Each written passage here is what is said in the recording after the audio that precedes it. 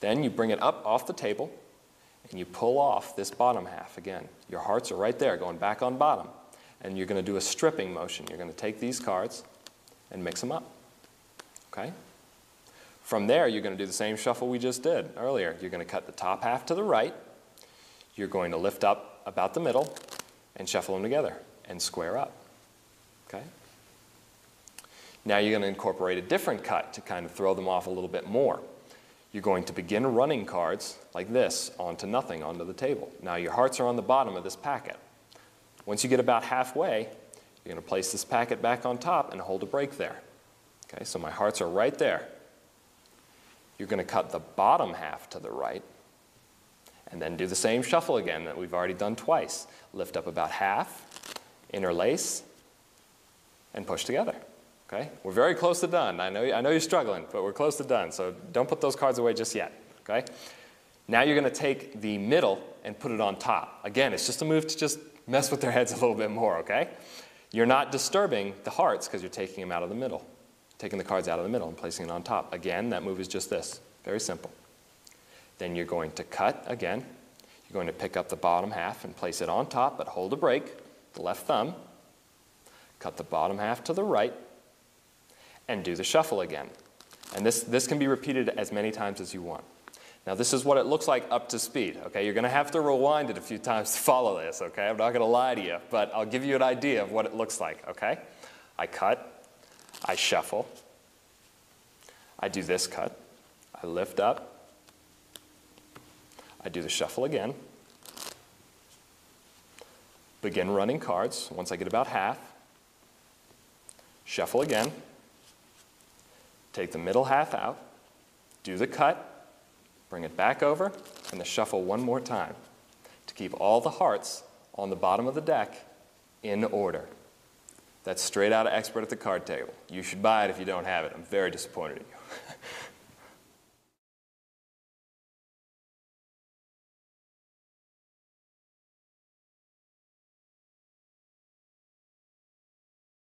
This is the Erdnase bridge from Expert at the Card Table, basically controlling where an unsuspecting player is going to cut. I have the ace of spades on the top, I have the ace of clubs on the bottom, and in fiddling I've been shuffling this whole time. Put the cards down, they give it a cut. 9 out of 10 times they'll cut directly to your ace of spades and ace of clubs. The first bridge you just saw me do was the Erdnase bridge. I got it out of Expert at the Card Table, and it's a very good way to force the unsuspecting player to cut where you'd like them to cut. In this example, I'm going to use the 6 of diamonds as that's where my stack begins. So I want them to cut to the 6 of diamonds. Okay? The way I set this bridge up is I kick, cut, and then get a break in between the two halves. So I have a break. I'm holding it with my left pinky right there. Okay? Now what I'm going to do is squeeze the packet, just like this. I'm going to squeeze it and put a little bend in it. Okay? That's covered by these fingers, the right-hand fingers up here. You can't see it, but that's what's happening. Okay? And I place it back like that. And now I have a bridge in the cards. You can see there's a little bend which creates some air right there.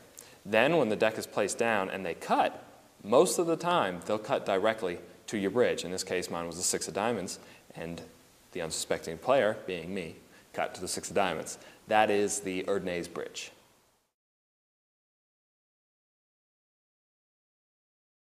This next bridge is a bridge that I learned from Sal Piacente's video. If you don't have his work, I recommend you definitely get your hands on a copy. I have the ace of diamonds on top. That's going to be the card that I bridge during this shuffle. And I give it any kind of running cut.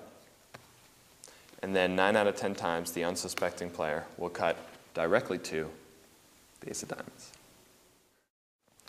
Okay, this is a way to do a bridge for a top card. The first time I saw this was on a video by Sal Piacente. Highly recommend you get his stuff if you haven't checked it out. And basically, the move looks like this. My card is going to be the Jack of Spades. That is the card I'm going to want them to cut to. So my stack begins here. So just visualize, imagine. Okay? I'm shuffling the cards, and then here's where I'm going to put the bridge in it. Now my 2 thumbs are on the back of the deck, okay? And my fingers are covering up the front, okay? And what I'm going to do is with my index fingers, I'm going to put a bend in the card. I'm going to push down and toward me to put a little bend in it, Okay? It should be done at about this speed. Okay? The bend's already in the card. Okay? So in the context of a shuffle, I'm shuffling, I'm keeping the jack on top. I teach shuffles to maintain the jack on top in the first video, or you can use the Stevens control. I put the bridge in, then I just strip from the bottom, and the bridge is in, and I'm good to go. When they cut, most of the time they will cut directly to the jack of spades, or whatever card I bridged. So again, I'll try and do it so you can see the motion without my hands covering it. I'm doing this. My thumbs are in the back, my fingers are in the front. I'm pushing down and toward me to make the card raise in the back and put a little wave in that card. Then I'm cutting out about the bottom half, or wherever they cut. If this player cuts, you notice this player cuts only about 16 cards, then you might want to only pull out 16 cards when you do it. So you pull it out, you do the strip, and then they'll cut most of the time directly to your bridge.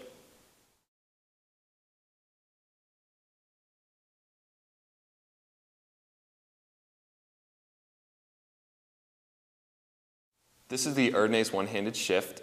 It's used by a cheat when he doesn't have a partner and he has to reverse the cut. Now just to show you that I'm actually reversing the cut, I'm going to use the ace of spades as a marker that's on top and the ace of hearts as a marker on the bottom. So the cards are passed by the cheat to the next player. They cut, the cheat takes it back and taps it against the table like this, and the cut has been reversed with the ace of spades back on top, ace of hearts on the bottom. All right, now we're getting to passes, shifting, reversing the cut, whatever you want to call it. The first one I did is the Erdnase one-handed pass, and I love this pass because this is very good, or Erdnase one-handed shift rather.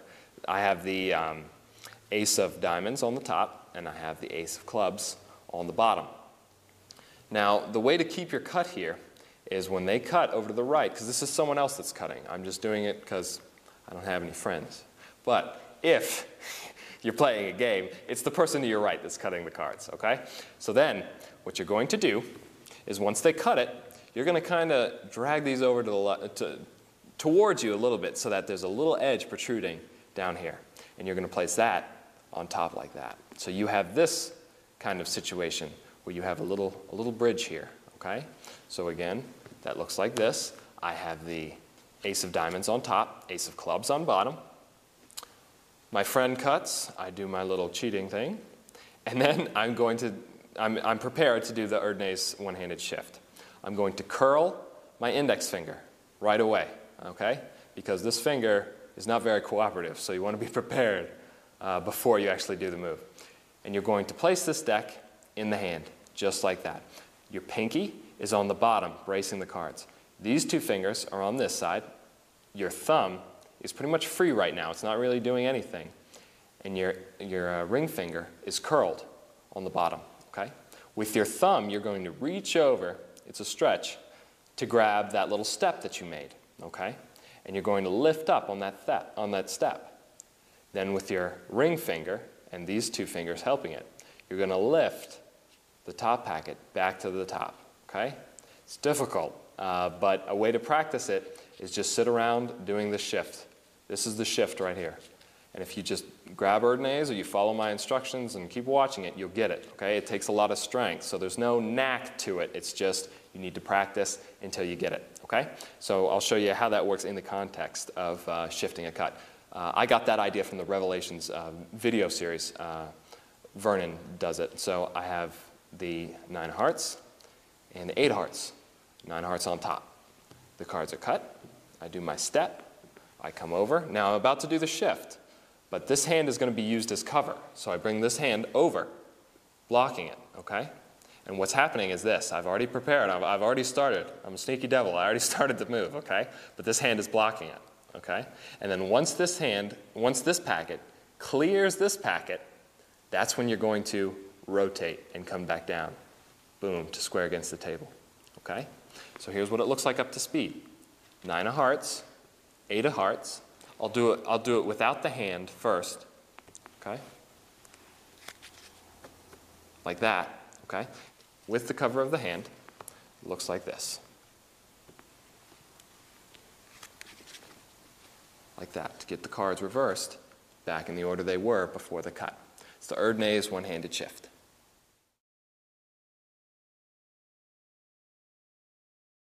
This is the deep palm pass. I have the ace of spades on top and the ace of hearts on the bottom, just to show you that I actually reverse the cut. I hand the deck to the right for the player to cut. He or she cuts the deck. And then in just squaring it up like this, I've reversed their cut. I now have the ace of spades back on top and the ace of hearts back on bottom. This is a pass that I came up with, the deep palm pass, and it's good because with a lot of the passes, there's a dropping down motion that people can see, and they can sense that when you're doing a shift because your hands drop.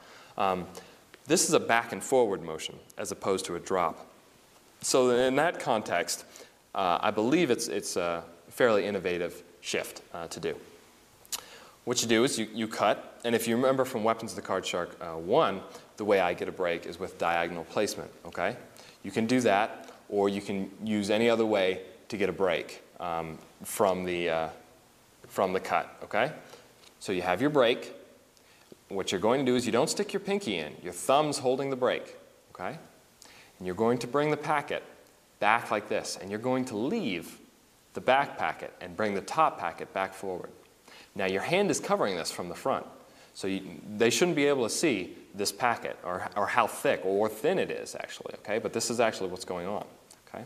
You're going to bring it up farther, and with your left hand, you're going to start rotating this packet up and around, okay? From the front, you're still covered. They still can't see this. Then with your right thumb, you're going to lift it and bring it back together, and the shift is completed, okay? So you have the six of spades, and the six of clubs, and the three of clubs, okay? So they cut. You get a break any way you want. You come back. You go forward. You shift, just like that, and you bring it back to its original order, okay? That's the deep palm pass.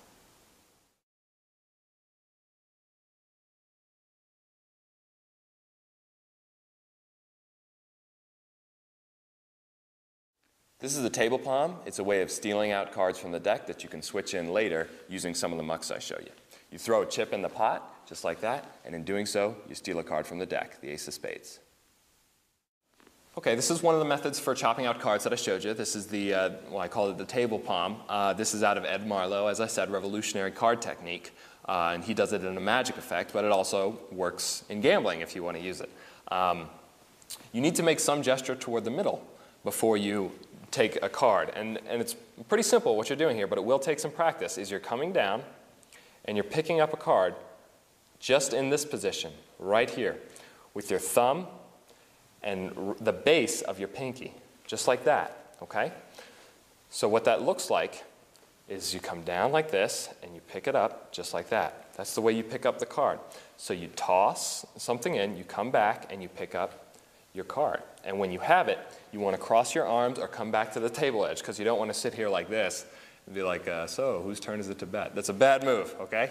So what you do is you toss the chip in, you take the card and come back. That's kind of slow. You can do it fast or slow because it's pretty invisible. It's a good move. You know, I'll show you face up the way Marlowe intended it to look. It was just like this. He came over and changed the card like that. That's the technique behind the tabled palm chop. I think you'll like it. Practice it. Everyone in the studio loves it, so I think everyone you show it to will like it too.